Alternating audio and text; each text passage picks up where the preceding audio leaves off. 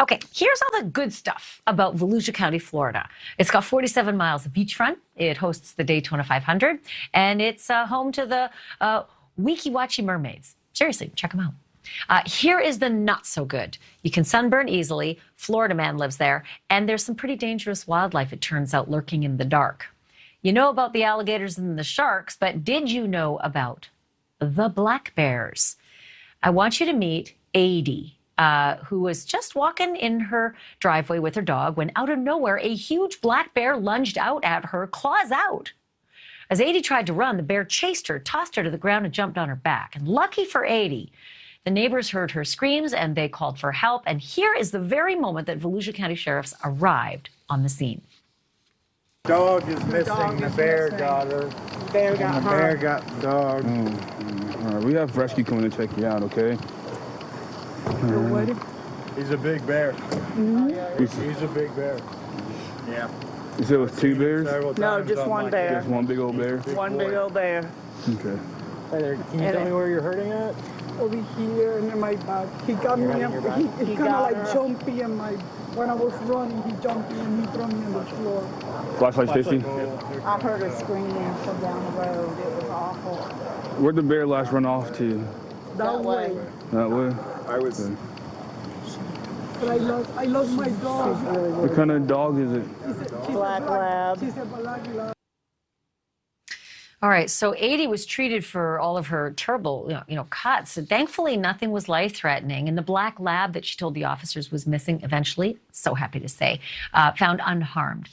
Turns out that black bear was lumbering along with 3 pretty big bear cubs at the time of the attack. Clue that. Joining me live now to discuss is Forrest Galante, who's host of Extinct or Alive on Animal Planet and also Mysterious Creatures with Forrest Galante. All right, Forrest, so the sad part of this story, other than Aydee, really had an awful night, was that they actually had to dart the bear, with a tranquilizer and then euthanize that bear. They had to kill the mama bear.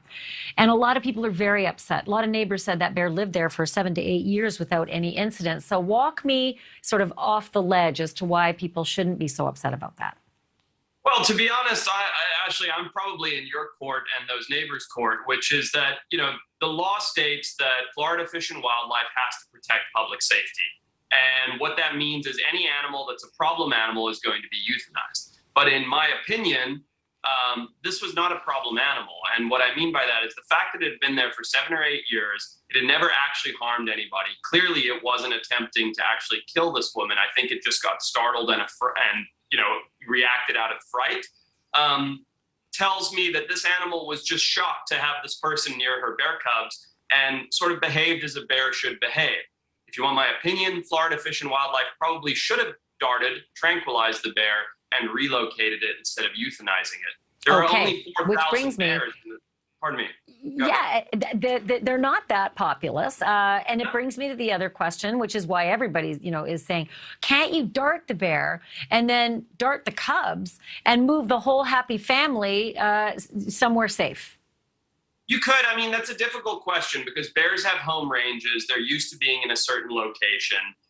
And, this particular female had 3 older cubs. I think they were yearlings is what I read. So they didn't necessarily need their mother any longer. But regardless, it's a bear mom with bear mom instincts, right? So she's protecting her cubs when she gets startled. And if you come between a bear and its babies, there's going to be problems. So my opinion is that although they may have followed the law, it's somewhat unethical to have actually killed that bear. They should have relocated the entire family.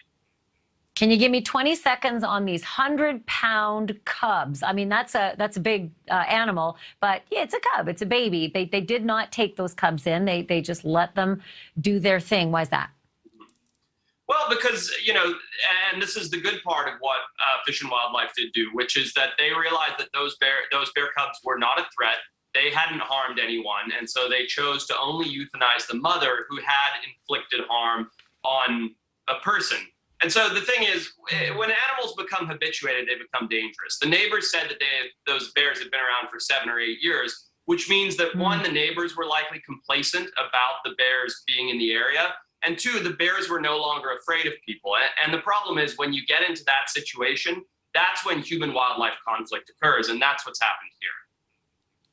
Forrest Galante, thank you so much for the info. Do appreciate it. My pleasure.